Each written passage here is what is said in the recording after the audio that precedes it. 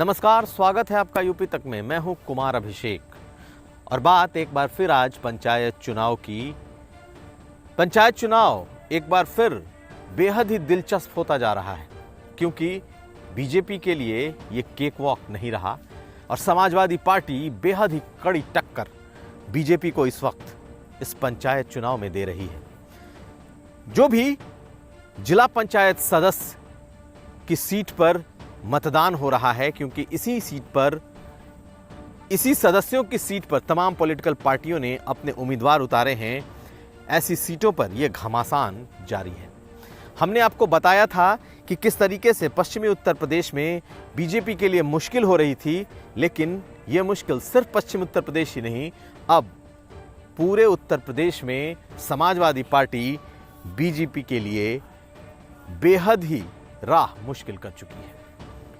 बड़े शहर, उन शहरों पर जिसके भरोसे बीजेपी राजनीति करती रही है, मसलन अयोध्या, वाराणसी, मथुरा, इन तमाम सीटों पर बीजेपी को समाजवादी पार्टी से भिड़ना मुश्किल हो रहा है। अयोध्या में समाजवादी पार्टी कहीं ज्यादा बेहतर स्थिति में है और बीजेपी से दोगुनी सीटों पर आगे है। मथुरा में भी यही हाल है। अगर आरएलडी और समाजवादी पार्टी को जोड़ दें तो बीजेपी से कहीं आगे। वाराणसी में भी मुकाबला कड़ा है और बेहद ही टक्कर, बहुत रस्साकसी वाला इस वक्त चल रहा है और बिल्कुल लड़ाई ऐसी है कि कौन आगे जाएगा ये कहना इस वक्त मुश्किल है। यानी कि उन शहरों में जहां पर माना जाता था कि बीजेपी ही आसानी से जीतेगी, उन सभी जगहों पर समाजवादी पार्टी बीजेपी को कड़ी टक्कर दे रही है। और एक बात और, जिस तरीके से पश्चिमी उत्तर प्रदेश में बीजेपी को मुंह की खानी पड़ी है, चाहे वो बागपत हो, मेरठ हो, चाहे वो बिजनौर हो, मथुरा हो, बरेली हो, यहाँ तक कि अलीगढ़ हो, इन तमाम जगहों पर बीजेपी से आगे या तो आरएलडी है या आरएलडी समाजवादी पार्टी का गठबंधन है। समाजवादी पार्टी सिर्फ पश्चिमी उत्तर प्रदेश नहीं बल्कि बुंदेलखंड के कई जिलों में बीजेपी से बेहतर प्रदर्शन कर रही है।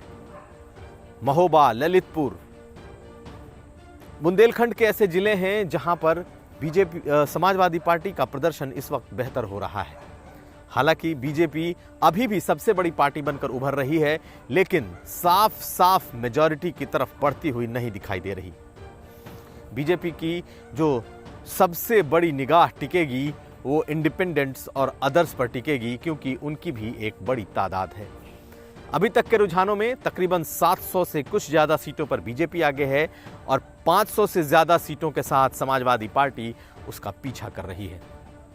लेकिन चाहे पूर्वी उत्तर प्रदेश हो, चाहे अवध का इलाका हो, चाहे बुंदेलखंड हो या पश्चिमी उत्तर प्रदेश, समाजवादी पार्टी का यह प्रदर्शन चौंकाने वाला है।